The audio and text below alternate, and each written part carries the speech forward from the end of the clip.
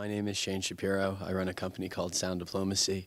We're a music export agency. So we do two main things. We work on music festivals and conferences, and we have over a dozen festivals in 4 continents and 7 countries that we organize either all of or part of. And we also advise governments and associations and music industry bodies on export. And business development, and we do that for, 6 or 7 countries. We have clients in Africa, all over Europe, South America, Latin America, Canada, Central Asia, and we're based in London, Barcelona, and Berlin. We have 3 offices. Okay, thank you. Can you please tell me what's, in your opinion, the role of a music export bureau if we look on the country in general? Well, music needs to have an identity, and that identity kind of is manifested in a number of ways. One of them is where you're from.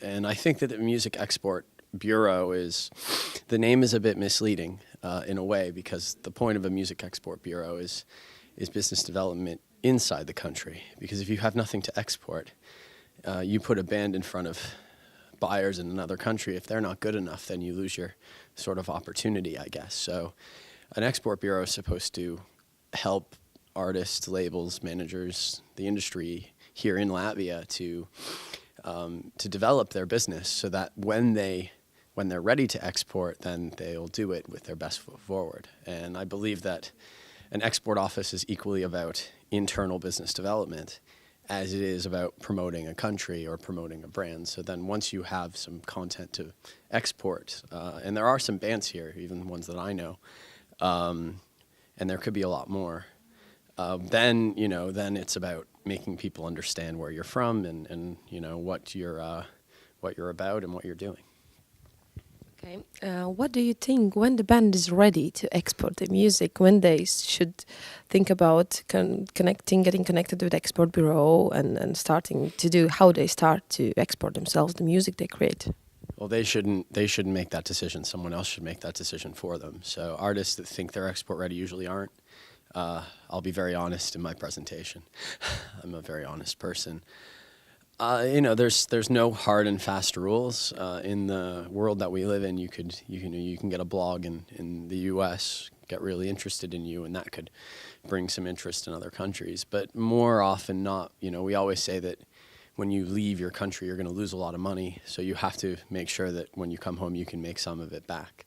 So you have to have enough business in your home market so that you have something to come back to. In addition to that, you should have an infrastructure of some sort to support the content. So that would be management, a label, a publisher, or a sync representative. You don't always need a label, but you do need a publisher and a sync representative.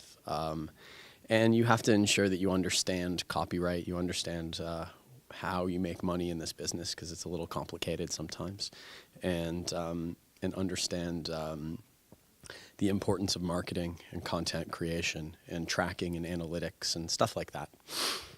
How you can find the right publisher, or how you connect to the publishers, how you do that? Well, there's this saying, right? The right people come to you. You don't tend to go to them. There's other ways. It's all about research. Everything in life is about research and understanding, and you have to know more about where you want to go before you go there, so to speak. So, the internet is a wonderful thing, and it has all the answers. So we always say you look at a band that you admire or a band that you aspire to work with or to play to their audience, and then you deconstruct what they've done. So you go back and you look at who they work with, and you go back and then it opens up some avenues, and it opens up some opportunities for the band. But finding the right people is difficult, and you can't be too focused on it, because often the right people, again, will come to you when they're ready to come to you. Okay. What do you think about Baltic music scene and bands in Baltic? I don't know very much about it. I don't think there is a Baltic music scene. I think that each country is different, and I think that it's getting better. There's some great festivals.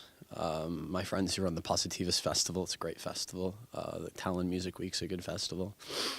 I think that it's still there's a lot more work to be done in making people outside of the Baltic states understand and experience music from here.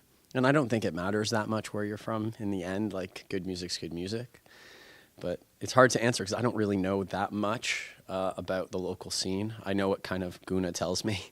So, you know, so I'm here to learn and I'm here to understand. And but I don't think that people should be too focused on scenes. Just make the music that you want to make, and make sure that it is your expression, that it's not you copying someone else's expression.